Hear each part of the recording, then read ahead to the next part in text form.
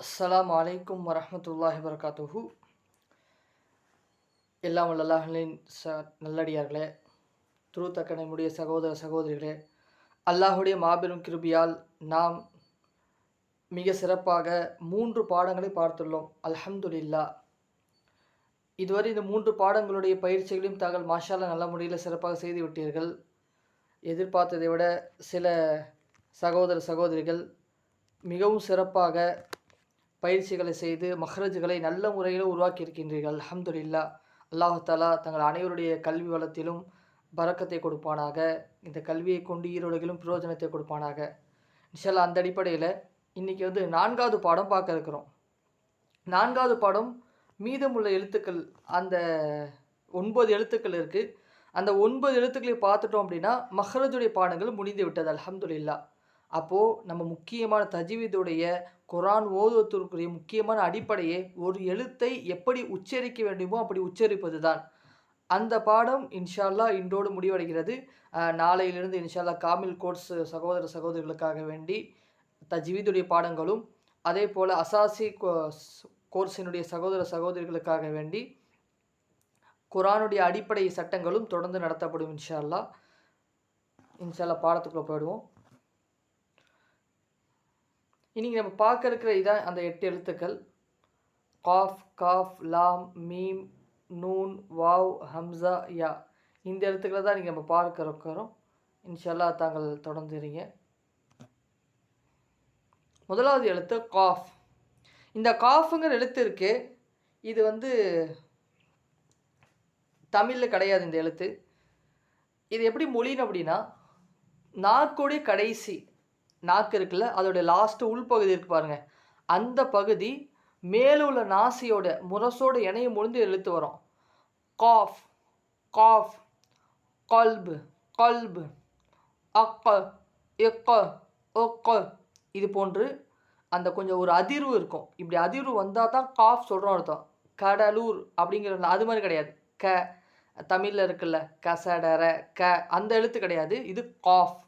கல்புன், கல்புன் இதயம், இதயத்துக்கு பயன்படுத்துகிற வார்த்தை. கல்புன், கா நல்லா சொல்லிப்பா. அக்க, எக்க, ஒக்க. இது மாதிரி சொல்லும் பொழுது இப்படி சொல்லி பயிற்சி எடுக்கும் பொழுது கரெக்டாக உங்களுக்கு ஒரு அசைவு தெரியும். அந்த அசைவு தெரிஞ்சிச்சுன்னா இந்த எழுத்தை கரெக்டாக நம்ம உச்சரிக்கணும்னு அர்த்தம். இது மாதிரி அது மாதிரி பாருங்கள் இன்ஷா அல்லாஹ். முக்கியமான எழுத்து. இப்போ நல்லா பாருங்கள், அந்த இதை பாருங்கள், பிக்சரை பார்த்தா தெரியும் உங்களுக்கு. கரெக்டாக இந்த எழுத்துல இருக்கா, இந்த நாக்குடைய எட்ஜு கரெக்டாக மேலே உள்ள நாசில் இணையும் பொழுது இந்த எழுத்து உருவாகும்.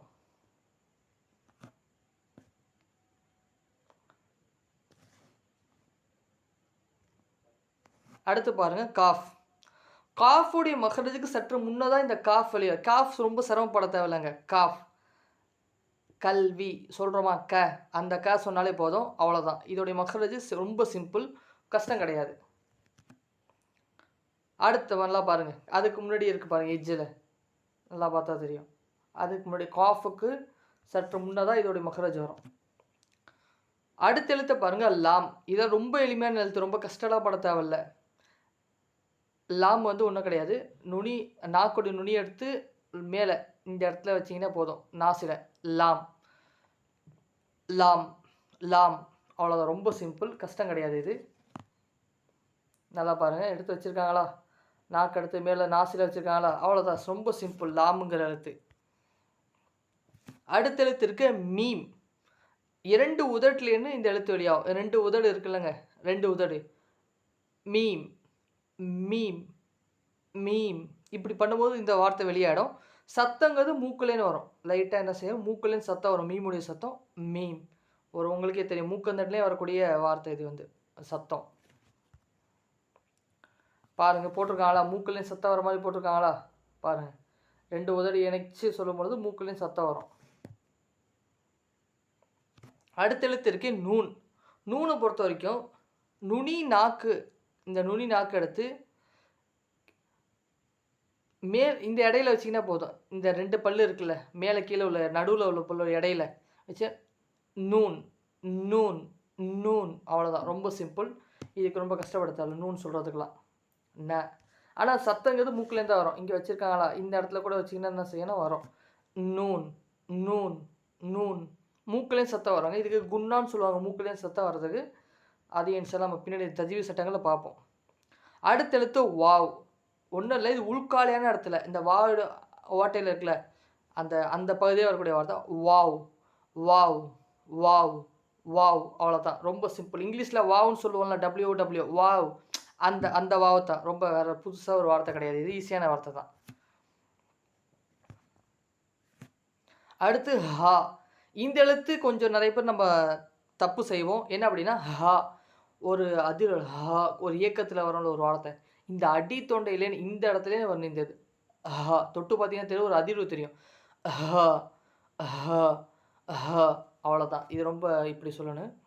நல்லா பார்த்து தெரியும். தொண்டையுடைய கடைசியில போட்டிருக்காங்கல்ல ஒரு அம்புக்குறி, அந்த தொண்டையோட கடைசியில வரக்கூடியது தான் இந்த எழுத்து. அடுத்து அ அம்சா.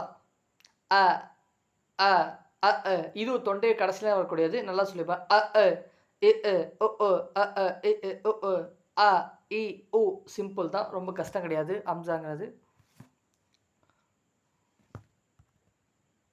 அடுத்த எழுத்து என்னன்னா யா. யாங்கிறது சும்மா நார்மலா யா சொல்லுவோம்ல அவ்வளோதான். இது ரொம்ப தமிழ்ல இருக்கக்கூடிய வார்த்தை தான். அதனால நமக்கு ரொம்ப கஷ்டம் கிடையாது. யா அப்படின்னு சொல்லுவோம். உள்காலியான இடத்துலயும் வெளியாகும் இந்த எழுத்து.